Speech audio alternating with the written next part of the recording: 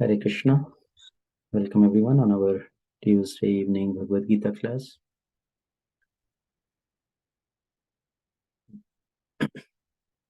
Om Namo Bhagavate Vasudevaya. Om Namo Bhagavate Vasudevaya. Om Namo Bhagavate Vasudevaya. Om Jnanatimirandhasya Jnananjanashalakaya Chakshurunmilitam Yena Tasmai Shri Gurave Namaha Mukam Karoti Vachalam Pangum Langhayate Girim Yat Kripatamaham Vande Shri Guru Dinatarinim Paramananda Madhavam Shri Chaitanya Ishwaram Namo Vishnupadaya Krishna Prishthaya Bhutale Srimate Bhaktivedanta Swamiti Namine Namaste Saraswati Devi Gauravani Pracharine Nirvishesha Shunyavadi Paschatya Deshatarine Jai Shri Krishna Chaitanya Prabhu Nityananda Shri Advaita Gadadhar Srivasadi Gaura Bhakta Vrinda Hare Krishna Krishna Krishna Hare Hare Hare Ram Ram Ram Hare Hare.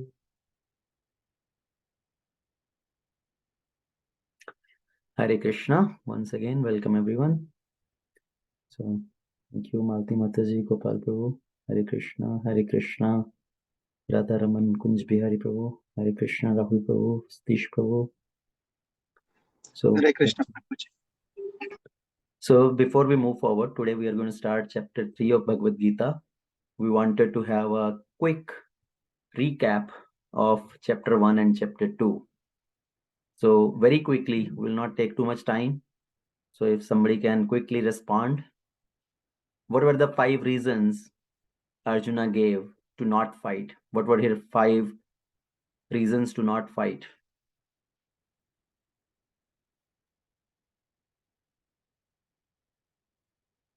Yes.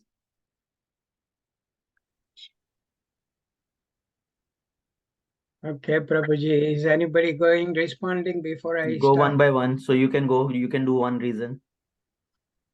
Okay, I can say he didn't want to fight with his gurus and Dronacharya. That was one reason. Okay. So first reason was he did not want to fight. Yeah, I mean, that was the reason. He does not want to fight with his relatives and other, but what were the 5 reasons why he did not want to fight? Right? So Ankita Mataji. What is the use of I remember compassion and infamy, something he mentioned. Okay. So number 1 reason Ankita Mataji said was compassion. Compassion for the friends and family, his relatives, brothers, gurus. Next, number 2. Fear of sinful reaction. Fear of sinful reaction. Yes. Number 3, Malti Mataji. Socio-economic reasons. Socio-economic reasons. Socio-economic reasons. Okay. Can you put in the actual words which he gave? He said there will be disturbance in the society because all the men folk will be dead. Yes. And the women will go astray, and then unwanted children will become. Right. So that was the loss of family traditions and Varna Sankara. The loss of family tradition and corruption of women. The unwanted progeny will come, which will further cause disturbance. Okay. Number 4.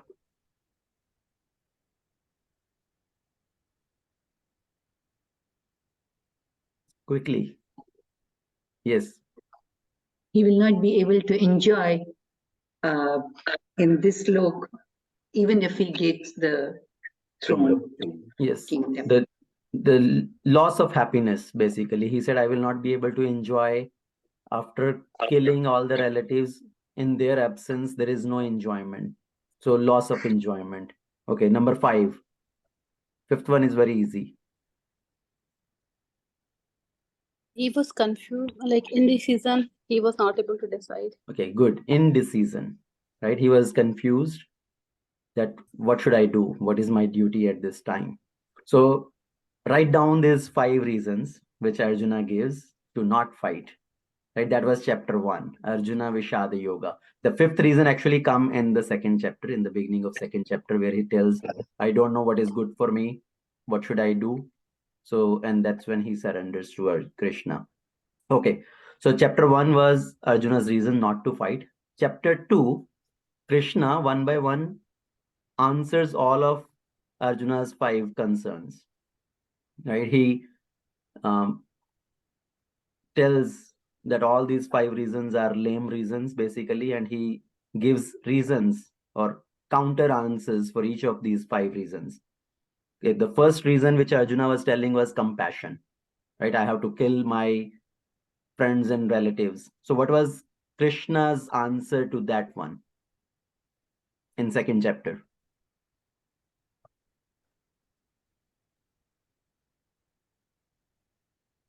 Who want to answer? I mean, it's the concept of body versus soul. Yes, very good, Skanda Prabhu. So the first answer Krishna gives was for the compassion point of view, that we are not the body, we are the spirit soul, and for the soul there is no death. Everybody who has taken birth is certain to die, and after death is again certain to take birth again. So compassion was answered based on the principle of body and soul. We are not the body, the soul. Okay, the second one was loss of enjoyment. What was Krishna's answer to that? It's temporary. Okay, it is temporary. Okay, not really. I mean, what was the real answer? Krishna was trying to encourage Arjuna by saying something that this is a win-win scenario for you, right? So anybody remember what was the answer Krishna gave to Arjuna for justifying his reason of, or kind of defeating his reason of not to fight because of loss of enjoyment? Prabhuji, Adharma, I think he mentioned Kshatriya Dharma, like you're Kshatri, so you should fight. If you win, you will go to heaven, and if you will, That is and if actually you lose, yeah. that is actually for something else. Okay. otherwise, Malti Mataji has some answer. She is trying to say something. Who? Go ahead, Malti Mataji. No, I was saying the same thing. Okay, That it's Vijay a Prabhu. win-win situation. Yeah, win-win situation. But what does Krishna really tells? Vijay Prabhu? otherwise the adharma will take over, and they will, you know, create havoc in society. Okay, so the real answer which Krishna gives, yes, means dharma will take over if you don't do your duty. But Krishna was telling, if you lose, if you die while fighting in this war, you will attain to Swarga. And if you win, you will gain to this whole earthly kingdom. So in both scenario, it is a win-win scenario for you, and there is no loss. Basically, the Kshatriyas who die on the battlefield, they attain to heavenly planets. So in both situation, you are going to gain. So there is no question of loss of enjoyment. Okay, and the third reason which Arjuna had given was fear of sinful reaction. What was the answer? So Ankita Mataji, now it comes to that point. Fear of sinful reaction, right? What was Krishna's response for that?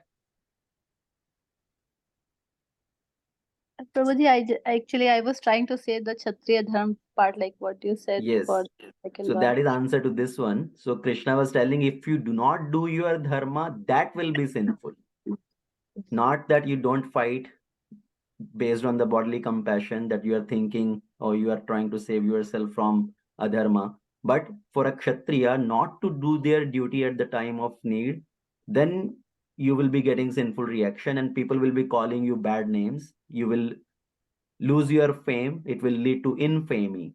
And for a famous person, for a respected person, infamy is worse than death. right? So that was Krishna's response for that point.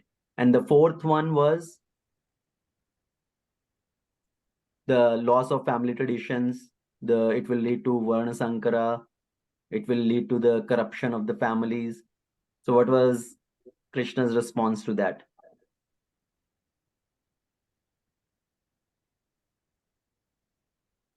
Yes, Karuna Mataji. Hare Krishna Prabhuji. Prabhuji, Krishna answered that if you will rule, if Dharma will rule, there will be no sins will be there in the society. There will be no loss of family traditions if Dharma will rule. After Right. Pandavas will win.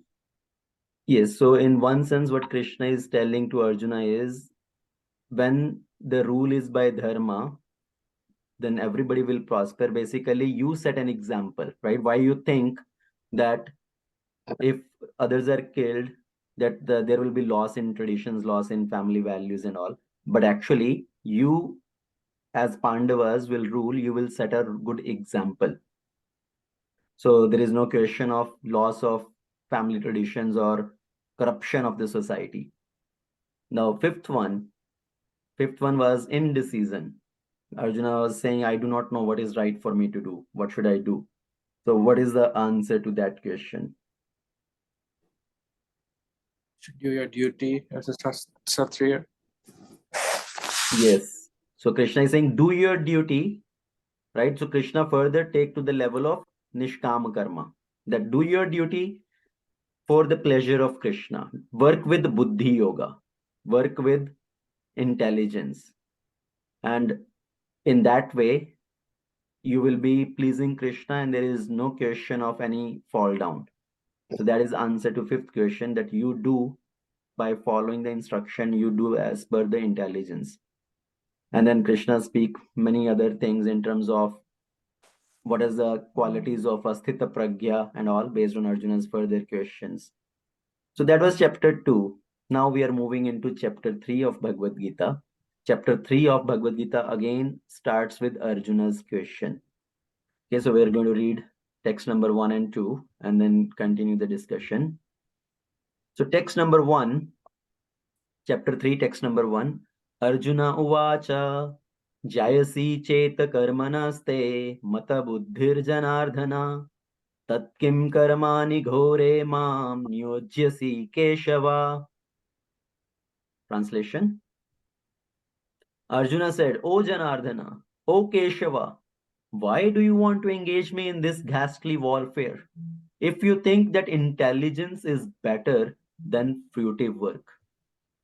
So that is text number 1, and I will read text number 2 also, and then we'll discuss. Vyamisheneva vakyena buddhim mohiyasiva me tad ekam vadanishchitya yena shreyo aham apnuyam.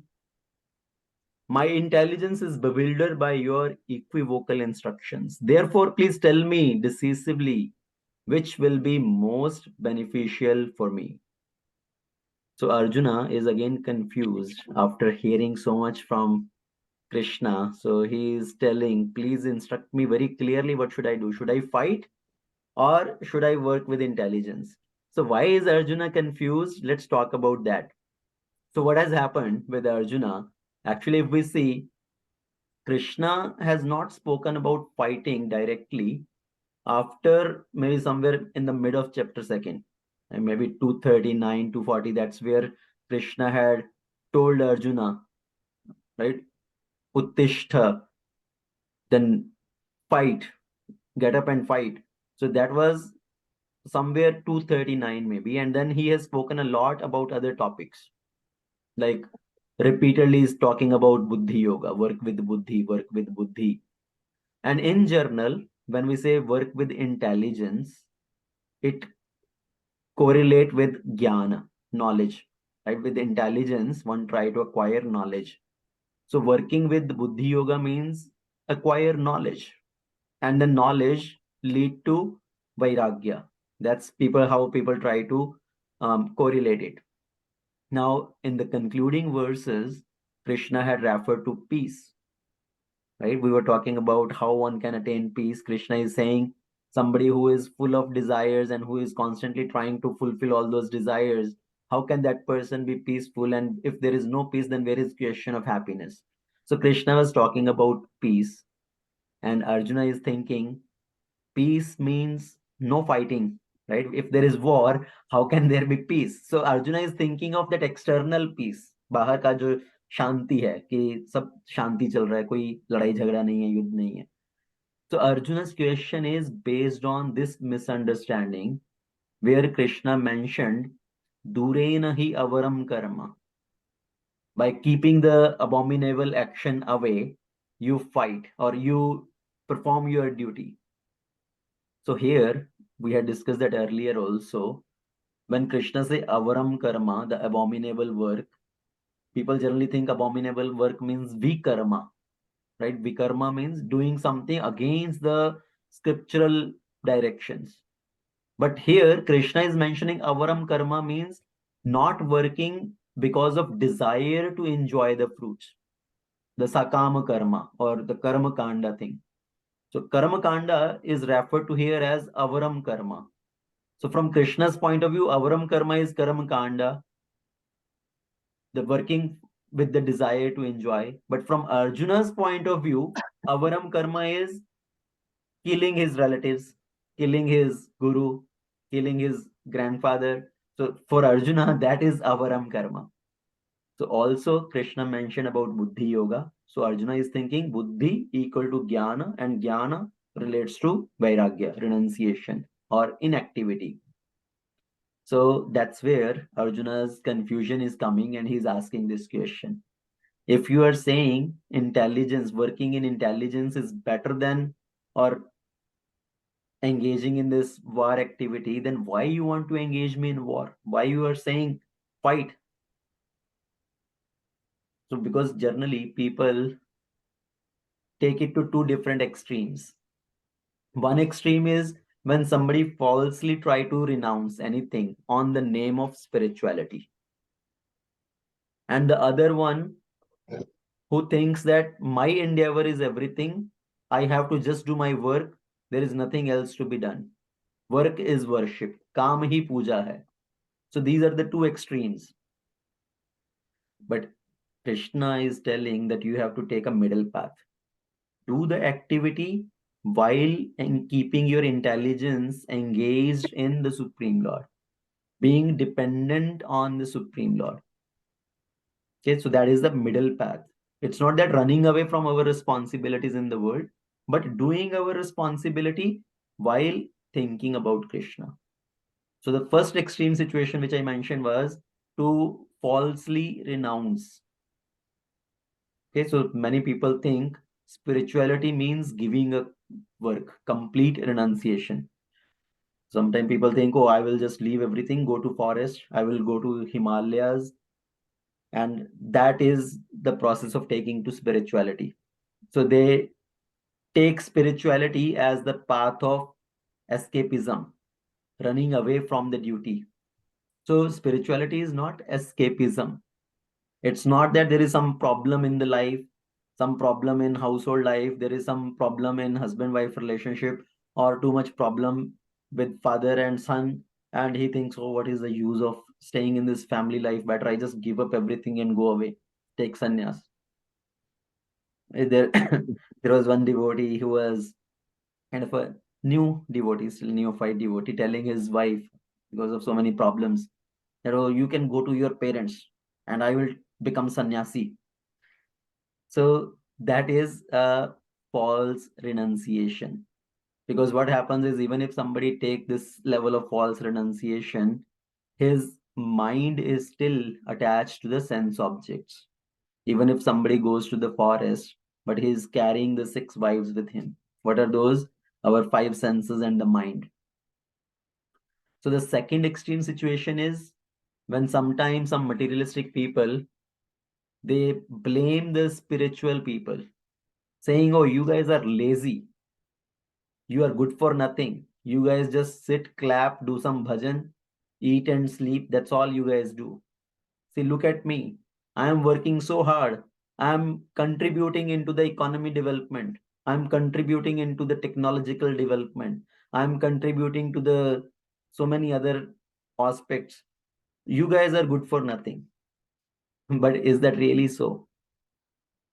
If somebody has completely given up their life or surrendered their life in God consciousness, they are engaging in practicing themselves and helping other to practice.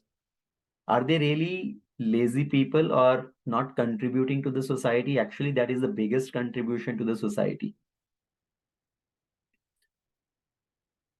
So people sometimes think, oh, I am working very hard. For me, काम ही puja hai, work is worship. And spiritual life means after retirement. Spiritual life is retirement program. But if we really see whatever we deserve in life, that is going to come to us. It's not that by working extra hard, we will be earning extra. See, if we are destined for how much name, fame, wealth is going to come to us in this lifetime, that will come. If somebody is supposed to become famous, the fame is going to chase after him or her. So it doesn't matter.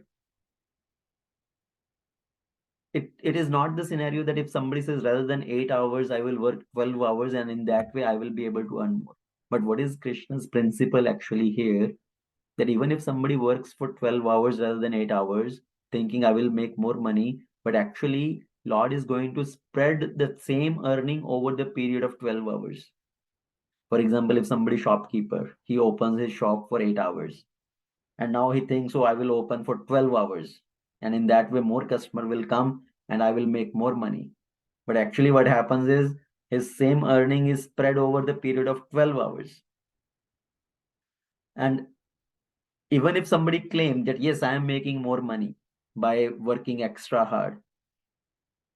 But one need to understand, even if somebody try to earn some extra money, that will be taken away in some way or other. If somebody by hook or crook make 100 extra rupees, 100 extra dollars, he may lose that 100 extra dollar or even $1,000 somewhere else without even knowing that he is losing as a result of his previous some bad activity done in the past. So these two extreme situations people take. One is thinking spirituality is retirement program, so I just need to work hard. Or the second extreme situation is falsely renouncing. Without having that level of maturity first, they falsely renounce their activities. So Arjuna asked this question that I am confused. On one side you say work with intelligence, on the other side you are talking about peace and talking about war.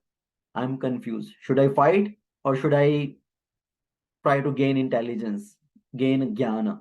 So you tell me for certain, what should I do? Don't tell me two different things, tell me one. Right? That was 3.2. So now Krishna will start explaining. We will read text number 3.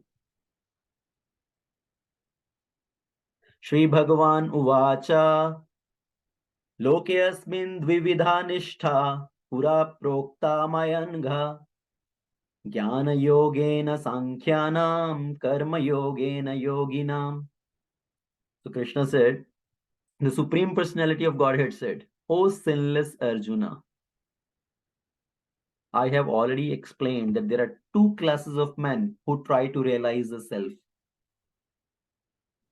Dvividha nishtha. So Dvividha nishtha means there are two kinds of faithful people who try to realize the self. Some are inclined to understand it by empirical philosophical speculation, Jnana Yogena Sankhyanam. So some people who take the process of Jnana Yoga, Sankhya. And then there is second category who takes the path of Karma Yogena Yoginam, by the process of Karma Yoga. So Krishna is saying now there are two category of people, and what is better, that will be explained in the coming verses. So here let's see what is Krishna trying to say. So two type of qualification for people to achieve self-realization. What is this two type of qualification? One is to have purity of heart, who has controlled the senses. Okay, so they engage in the process of knowledge. That's what Krishna has mentioned in 261 earlier. So one who has controlled over their senses, who has developed that level of purity of heart, now they engage in the process of cultivation of knowledge.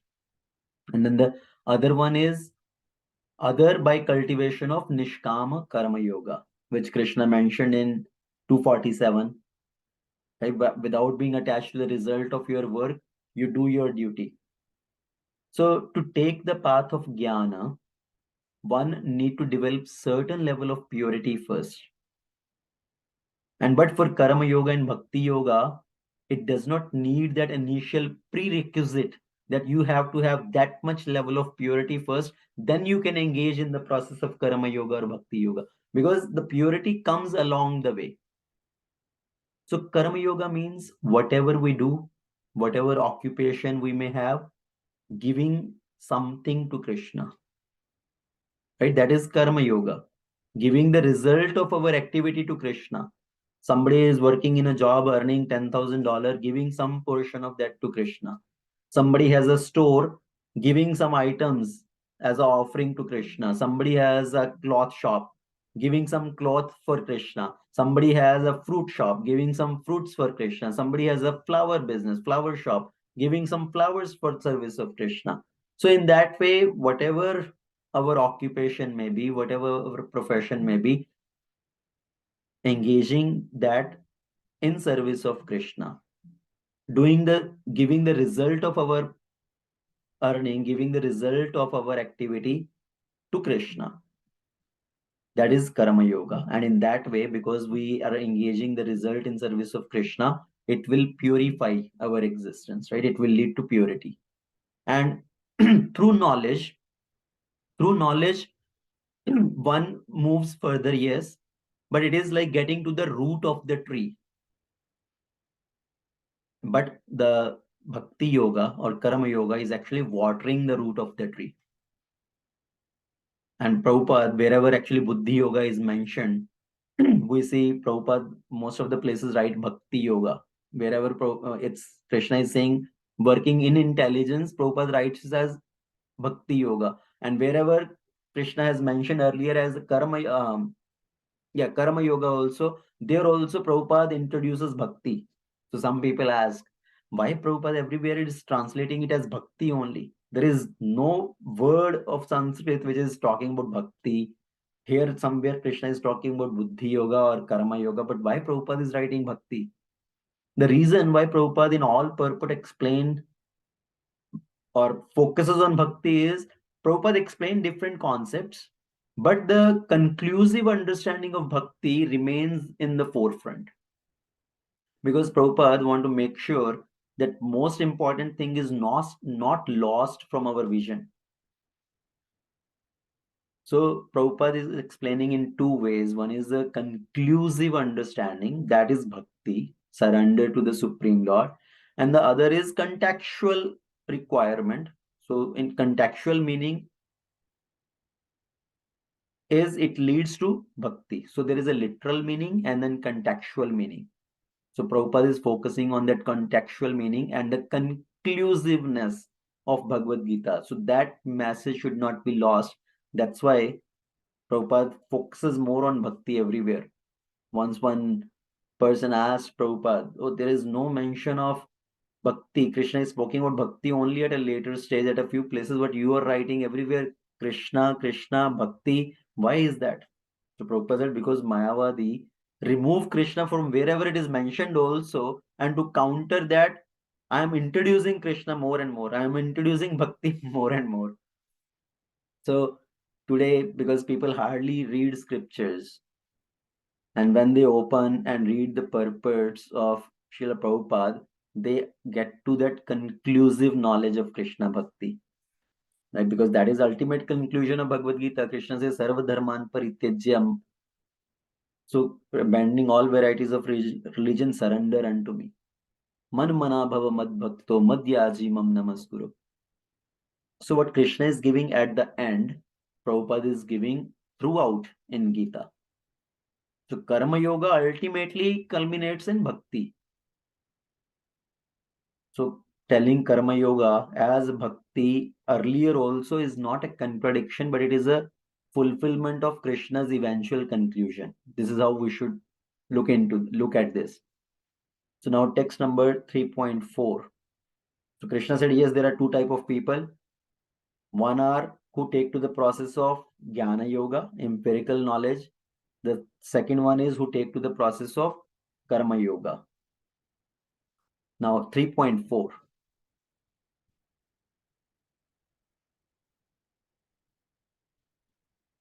So 3.4 is very, very important.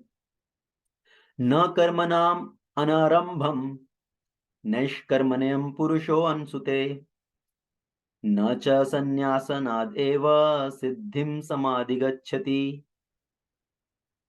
Not by merely abstaining from work one can achieve freedom from the reaction, nor by renunciation alone can one attain perfection. Because Arjuna had mentioned these 2 points earlier, that I can just give up everything, and in that way I will be escaping from the reaction. Why? Because generally we think, oh, this world, there is so much suffering because of our action. Right? If I will engage in some activity, I will be suffering. So better I give up the action altogether. I don't do any action, no reaction, no suffering. So what Krishna is saying here is, not by merely abstaining from work can one achieve freedom from the reaction, nor by renunciation alone can one attain perfection. So there are two aspects here. Let's look at both of them clearly. So the first aspect which Krishna is telling,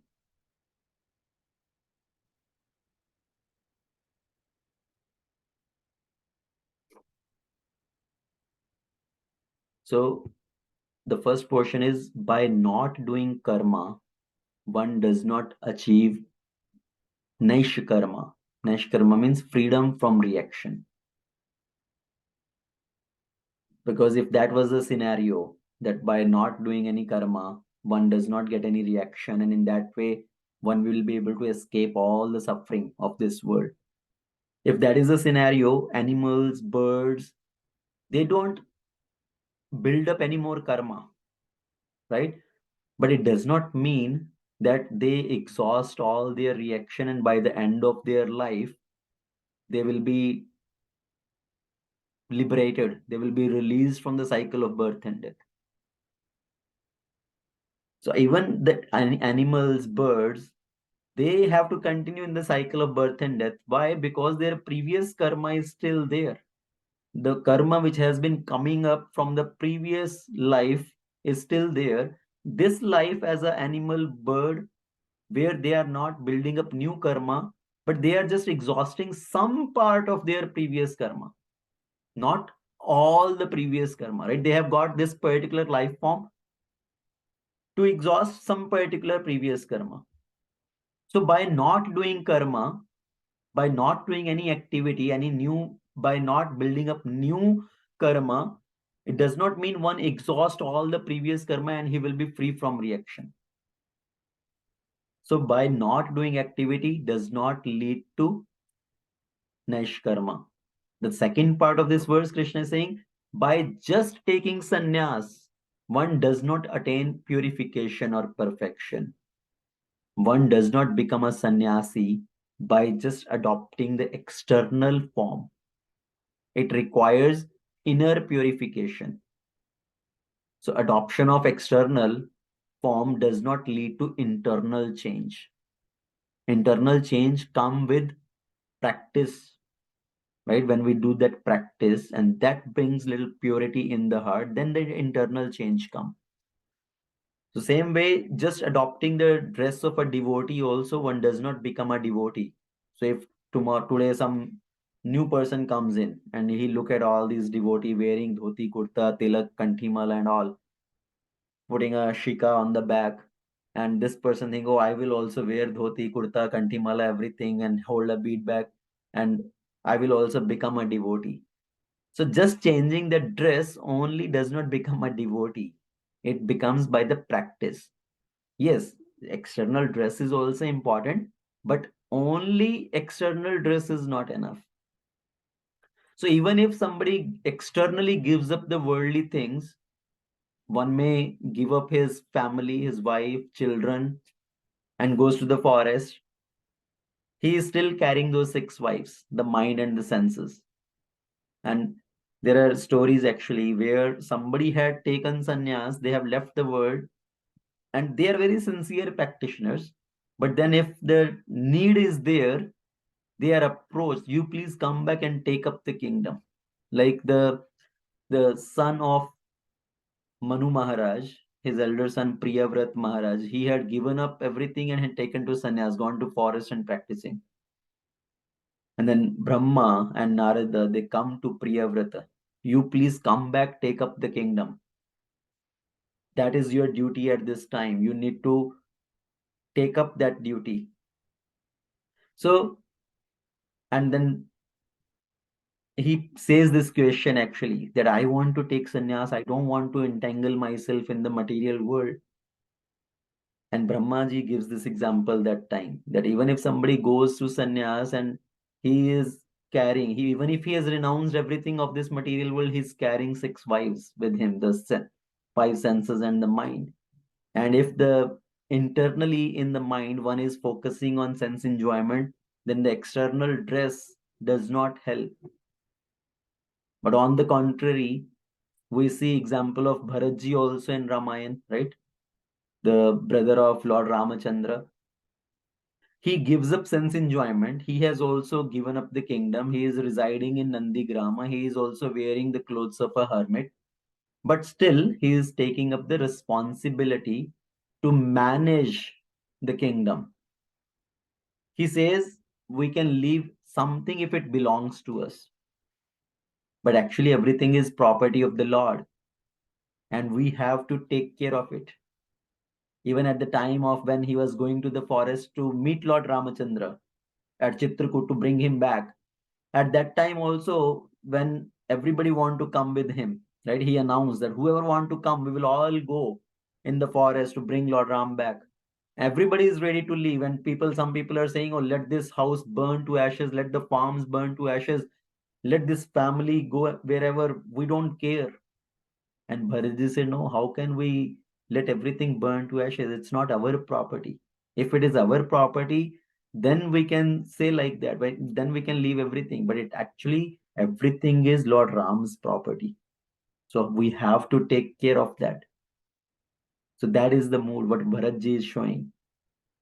Taking the responsibility, even after taking sannyas, he is taking the responsibility of managing the affair of the kingdom, even while staying as a renunciant. So people generally have the tendency, if we see, to glorify 2 classes of people. Right? So one category is when somebody has accumulated a lot. At that time, people will glorify them. Oh wow, you have so much. Oh wow, Prabhuji, you have such a big house. Oh wow, you have such a nice fancy car. So if somebody has a lot, then people will glorify. And the second category is, or second tendency to glorify is when somebody has given up everything, when they have given up a lot, right? They say, oh wow, you are such a renounced person. You are eating only once a day, one meal. Oh, you are taking only few drops of milk every day. So in these both scenario, either if somebody has a lot or somebody has given up everything, in both scenario, people will glorify. But for a devotee, he is not concerned about even if he has lot of opulences. He is not attached with those opulences. His main focus is in service of Krishna. In Chaitanya Charitamrita, we read about Pundrik Vidyanidhi. Okay, anybody has heard about Pundrik Vidyanidhi? Anybody knows the pastime of Pundrik Vidyanidhi, Gadadhar Pandit? So if not, so Pundrik Vidyanidhi was a very, very wonderful devotee, and he was very rich person. He was a very opulent person. He will live in a very opulent house, lay down on opulent beds, wear nice opulent clothes. But he was a wonderful, wonderful devotee. Once Chaitanya Mahaprabhu had sent Gadadhar Pandit to go and listen from him, or kind of meet him and learn from him. Gadadhar Pandit went, and this Pundrik Vidyanidhi was actually training some girls to perform some performances, some dance performance for the pleasure of the Lord. And Gadadhar Pandit went and he saw this activity and he came back. Oh, how can this person? Looks like a very materialistic person. Then, so in mentally he offended, and then he came back and Mahaprabhu asked, "Did you go? Did you meet him? Did you listen to him?" He said, "No, Mahaprabhu, I didn't go. Actually, this person looks very materialistic person. He was engaged in this type of activity." But Mahaprabhu said, no, you go again and meet him. So he went again. Actually, next time, there was one more devotee with Gadadhar Pandit, and knowing the mood of him, that he is misunderstanding Pundrik Vidyanidhi, he said one verse from Srimad Bhagavatam. Pundrik Vidyanidhi was laying down on his very opulent bed with cushions and all. And this devotee recited one verse which was in glorification of Krishna. Aho bakiyam stanakalakutam. So this verse was recited, which is glorifying Krishna, that how merciful Krishna is, even though this sister of Baka, who is that? Putana, she came to kill Krishna by feeding him poison, but Krishna delivered her also and gave her the position of his Dhatri. How wonderful, how merciful Krishna is. So it was in glorification of Krishna, and as this devotee recited the verse, Pundrik Vidyanidhi, he heard this verse and he fell down unconscious from his bed. He was so much absorbed in meditating on Krishna, thinking about Krishna. So the point I'm trying to make is, it's not about our external dress. It's not about our external circumstances. It's about internally in the heart, how much attraction we have for Krishna. If somebody may be suited, booted and speaking about Krishna, somebody may be in the garb of a sannyasi, but still his mind is focusing on sense enjoyment. So Krishna is saying these two type of activity, either not doing karma itself does not stop the reaction, or just externally taking up the dress of a renunciant does not bring purification. So 3.5,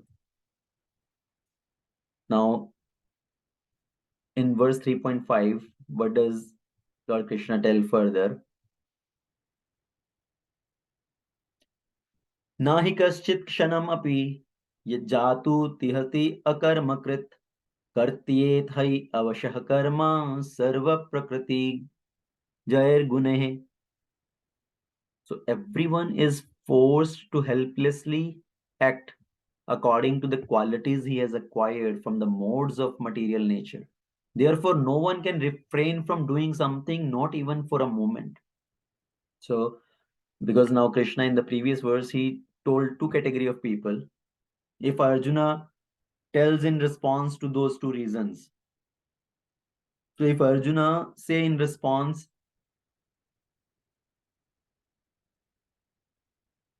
why do you say so? That the not doing the activity does not stop reaction, right? What is the reason for that? So Krishna is explaining here in 3.5 that even if somebody is not trying to do any activity, he will be forced to act. He will be helplessly forced to act in some way. One cannot refrain from action altogether. Even a sannyasi will engage in some action. So everybody has a tendency to work according to the three modes they have acquired, based on the ignorance, based on passion, based on goodness. And Arjuna being a Kshatriya, Kshatriyas generally has a predominance of passion. Kshatriya has a tendency to rule, to have those opulences. So that is more of as a passion. And when somebody is more in passion, that's why they look for fame and position, right? They want to acquire position. Even though somebody may become a devotee, they are practicing devotee, so, but still not has come to the level of pure goodness. Still, the mixed mode of passion is still there, and that's where even after becoming a devotee, they have a hustle and tussle going on to acquire some position. Oh, I want to get this position in the temple or that position in the temple. I want to be the temple president, or I want to be the secretary, or I want to be the leader of all these devotees. So that is also because of passion.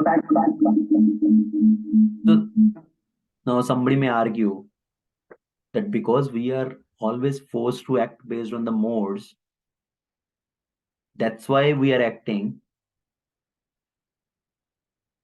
So what is the reason for reaction? We are just acting helplessly under the modes of force. But the point is, when we come out of the influence of mode, somebody may think like that, right? So right now we are forced to act under the influence of modes, but when we come out of the influence of modes, then we will not be forced to act. So what Krishna is saying, yes, it is primarily because of the modes of nature, but it is not just because of modes. Soul also has its intrinsic energy. Modes are just directing where the energy will go. So modes are not giving the energy. Energy is there. As a soul, soul is very active. That energy is there. But modes are just directing where that energy will be going. So modes are the director of energy, not the source of energy. Because energy and action are intrinsic qualities of the soul. And if we really see, this body is actually the burden for the soul. Like a person, if the person is running in a marathon and that person is carrying a big burden on his back, right? If the person is carrying another 20 pound on his back, so his speed will be slow. But if the burden is taken away, then the person can run faster. So same way, when the burden of this material body is taken away, the soul can be even more energetic, more active. So the point to say is the modes of material nature, yes, we are working under the direction of mode of material nature, but they themselves only are not the reason of our actions. They are just directing our actions. So in 3.5, Krishna is further explaining the points which he has already mentioned in 3.4, the two reasons. So in 3.5, Krishna further explained the first reason, that why just not doing activity will not need to stopping the reaction, because nobody can live without working. Everybody is forced to work in some way, forced to act in some way. Then the second one Krishna had told was, even if somebody has renounced, just by externally renouncing does not bring purity. So Krishna further explained that in 3.6. So let's take that 3.6 also for today's discussion.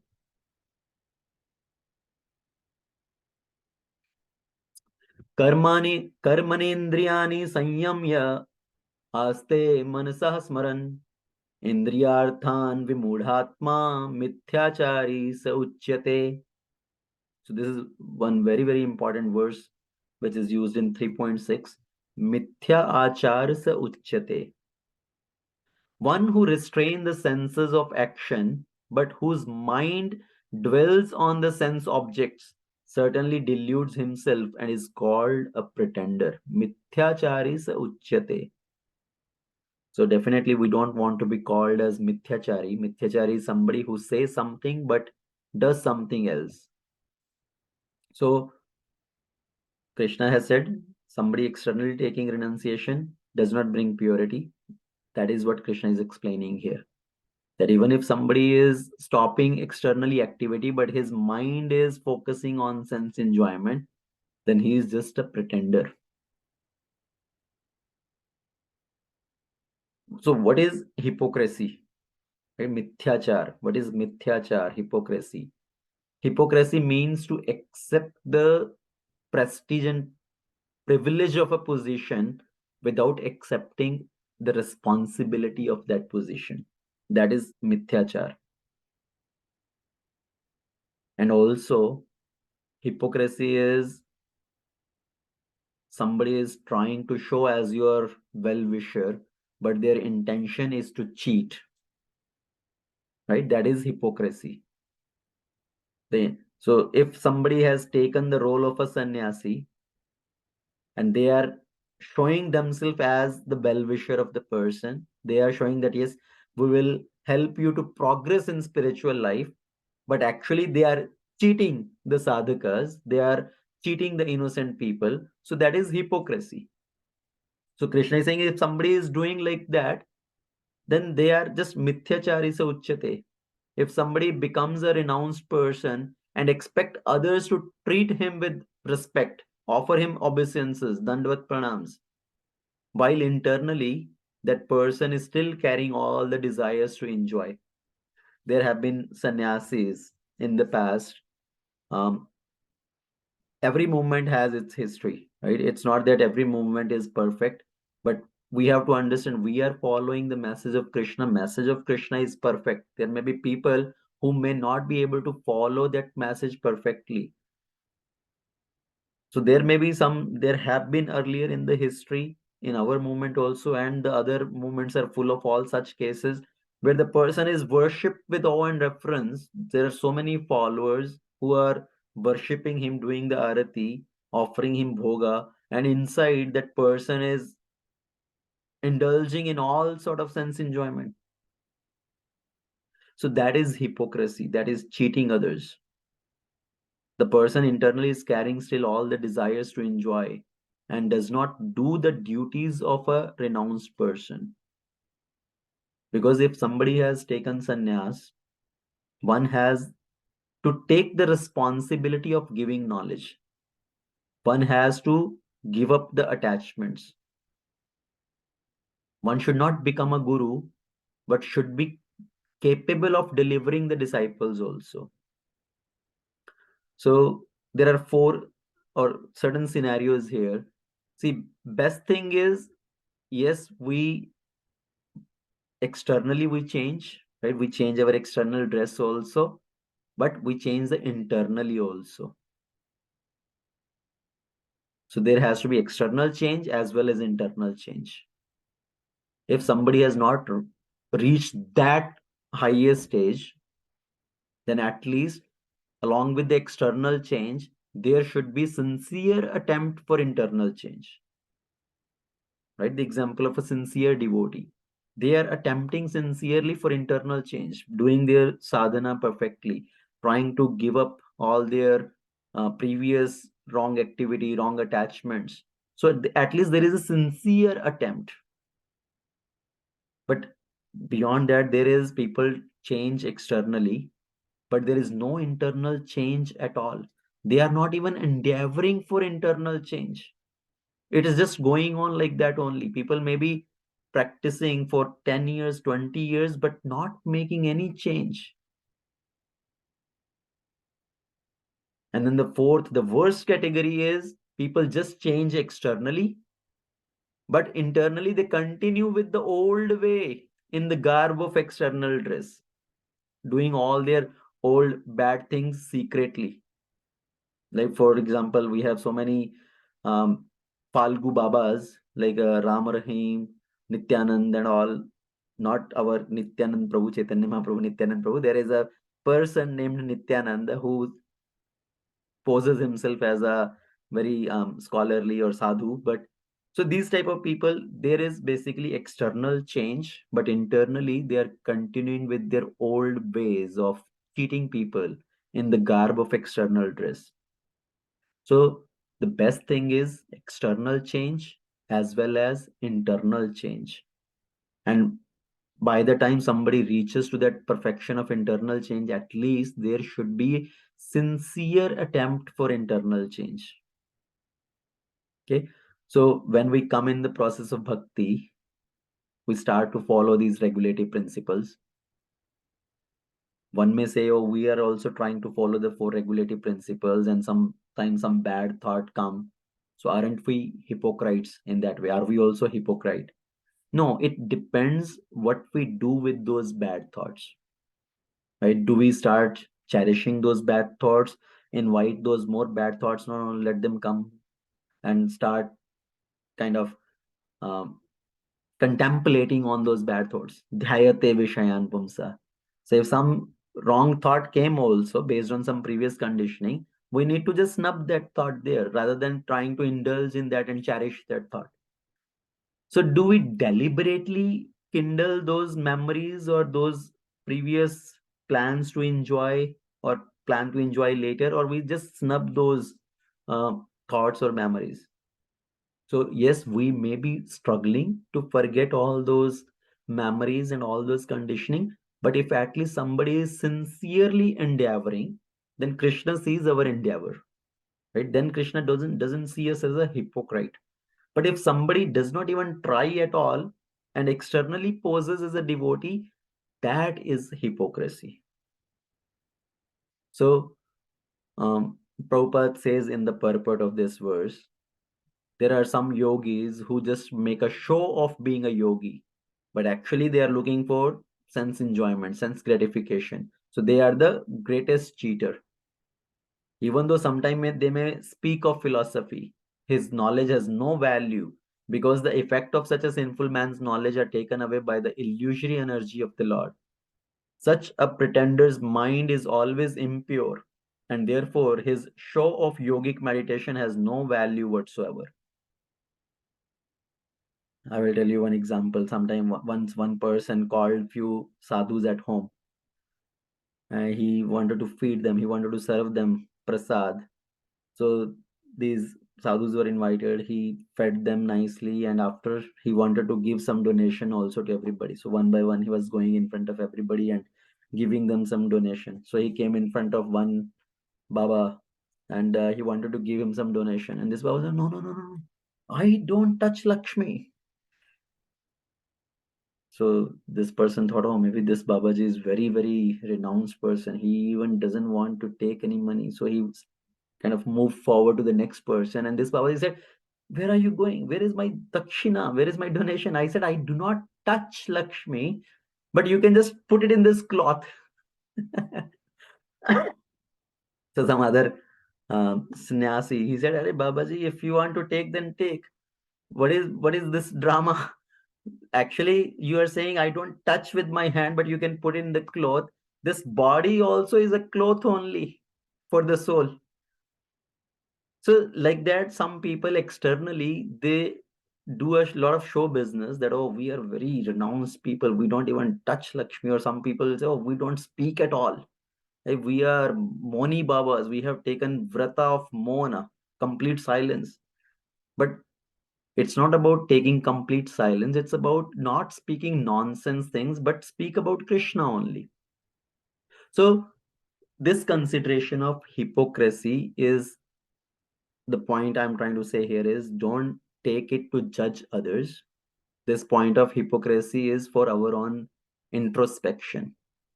Are we trying to sincerely attempt, sincerely practice and improve ourselves, or we are just going like that without any efforts to improve ourselves? Are we trying to externally show ourselves as a devotee, or we are trying to internally change also? So we see outside generally what we have inside. Generally, when we see some fault in somebody else, that is the mirror of our own heart. What we are seeing in some other person actually is inside our heart. If we think somebody else is very proud, maybe that pride is inside us only, and it is being reflected outside in that person. If we see somebody else being envious, maybe envy is in our heart only, it's being reflected outside. So we should see it that whatever is outside, maybe that's what we have inside. So we need to introspect on ourselves. What we have inside, that's what will come out. Once I will tell you another small story and I will stop here.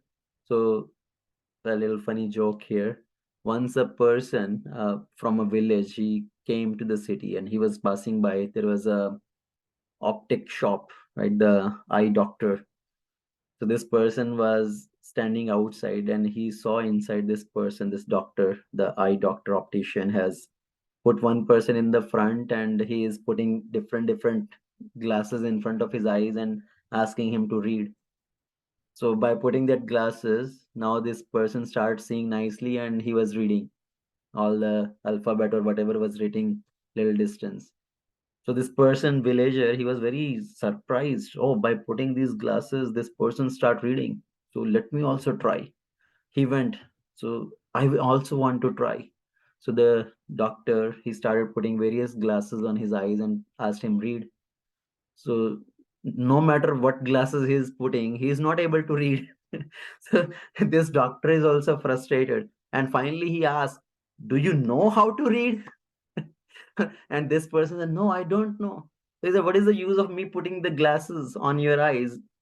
You have to read. Whatever is inside, that's what is going to come outside. If there is no knowledge inside, if there is no ability to read, then no matter what glasses I put on, it's not going to come out. So what is inside, that's what comes out. So if we are seeing bad outside, maybe that bad is inside our heart.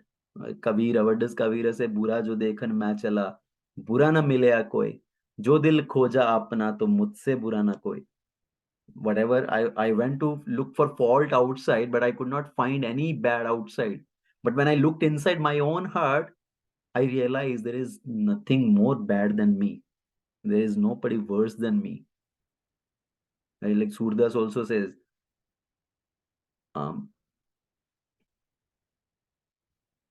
what was that particular phrase?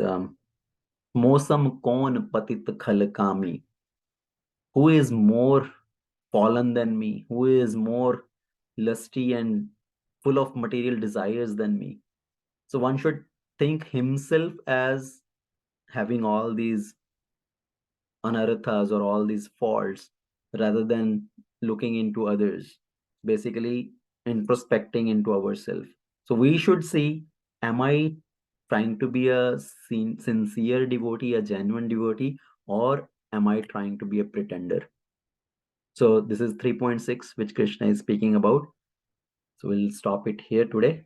Srimad Bhagavad Gita ki jai, Srila Prabhupada ki jai, Ananta Koti Vaishnava Vrinda ki jai.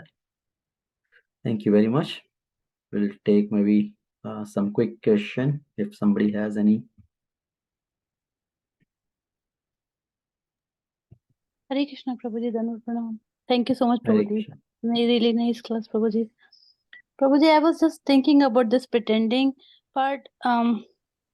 We also do that, like so many times. We say that fake it until you make it. Like we don't feel instant love for Krishna, but we heard that we have to fake it, and then we feel that enthusiasm later. We feel that way.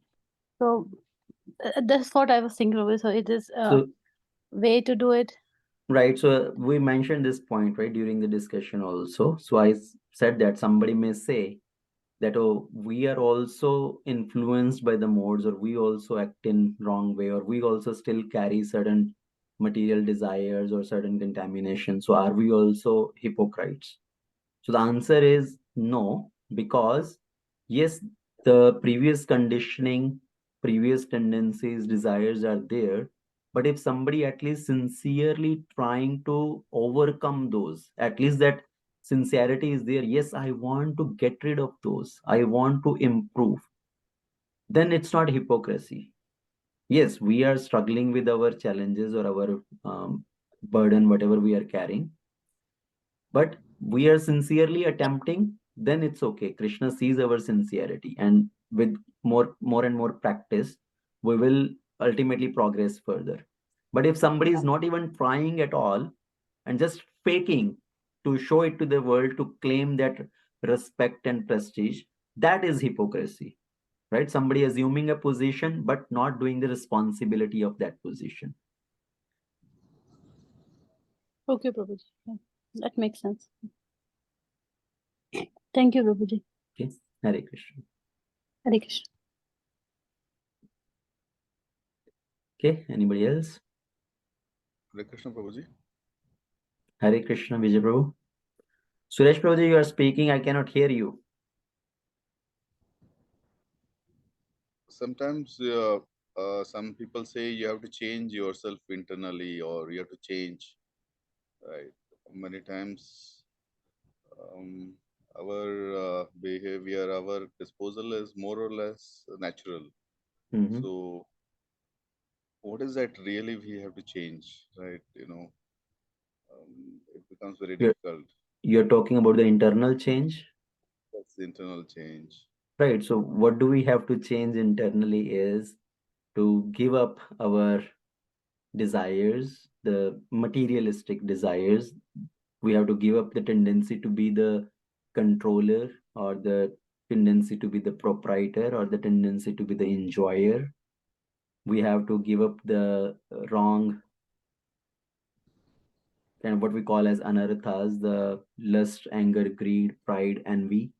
So these are the internal changes we are talking about, right? That we need to change those ways and bring more purity in the heart. And then giving up other sinful activities, which is basically the sinful activity which break the regulative principle or break the pillars of dharma. Meat eating, illicit relation, gambling, all these sort of things, so which break the pillars of dharma. So one need to give up those activity. So these are the kind of internal changes. External change is just changing the dress, rather than putting a suit, boot, coat, pant, putting a dhoti kurta and showing oneself as a religious person or a spiritual person. So not just external change, but one need to really work on internal change.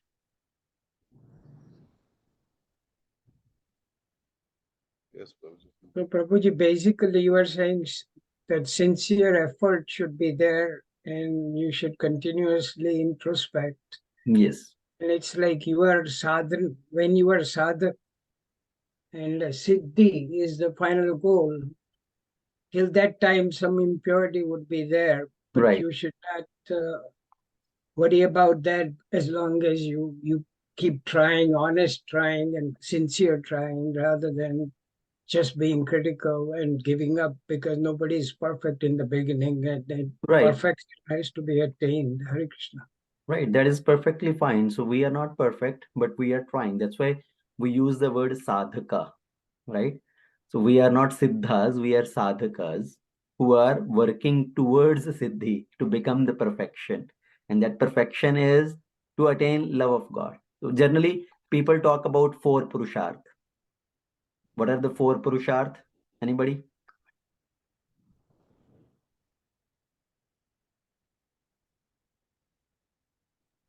Dharma, Arth, Kam, Moksha. Right. So the dharma, artha, kama, moksha. So generally people talk about these 4 purusharth, that we have to do these 4 things. But these 4 purusharth, beyond that there is 5th purusharth, that is love of God. Because liberation is not the ultimate stage. Ultimate stage is developing love of God. So that is the 5th purusharth which we strive for. So one need to constantly see, am I moving towards that goal? Yes, I have impurities, I have imperfections, I have my previous conditioning, but am I constantly improving, or am I just stuck there? In last 1 year, last 2 year, last 5 year, did I make any progress at all? Right? Is there any tangible change in me? So that's what we need to introspect.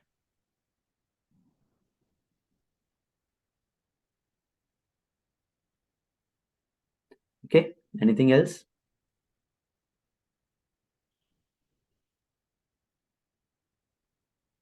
So I have one more question.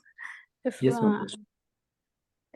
so, Prabhuji, like when we meet new people, especially in devotional circle, we like treat them very nicely. Like we try to take care of their things, and we try to even step out of our comfort zone to help them. But when we see like the senior devotees or something, we usually judge them like they are not doing this or they are not following this. We're not trying to pretend it's a natural tendency, but how to fix it, how to correct it. So again, basically, rather than judging others, better is to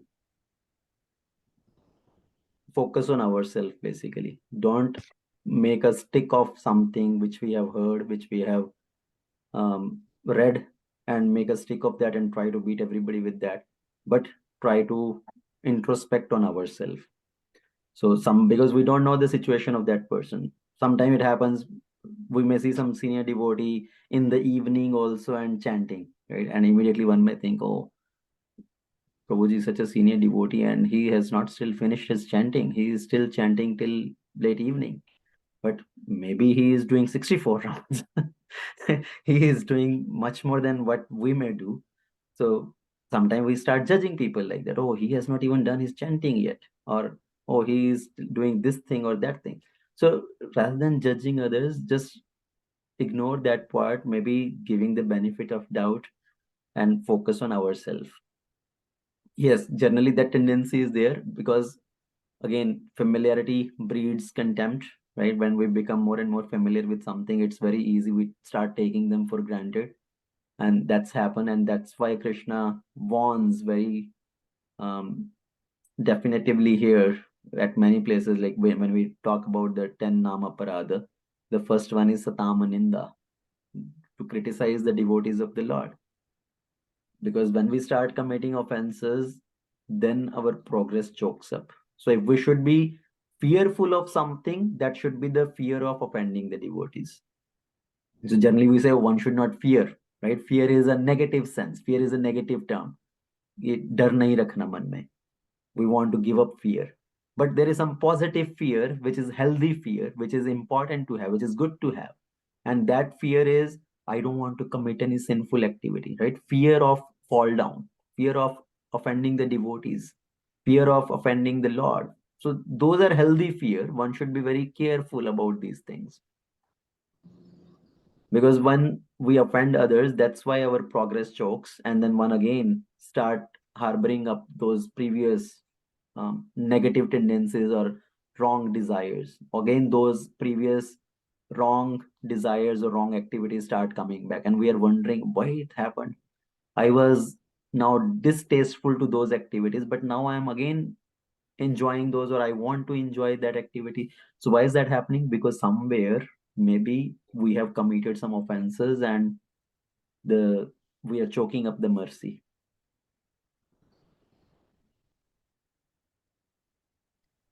Okay, Prabhuji. Thank you.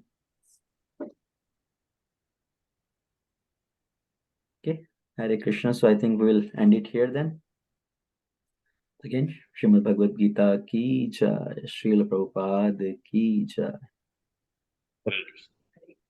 Very good.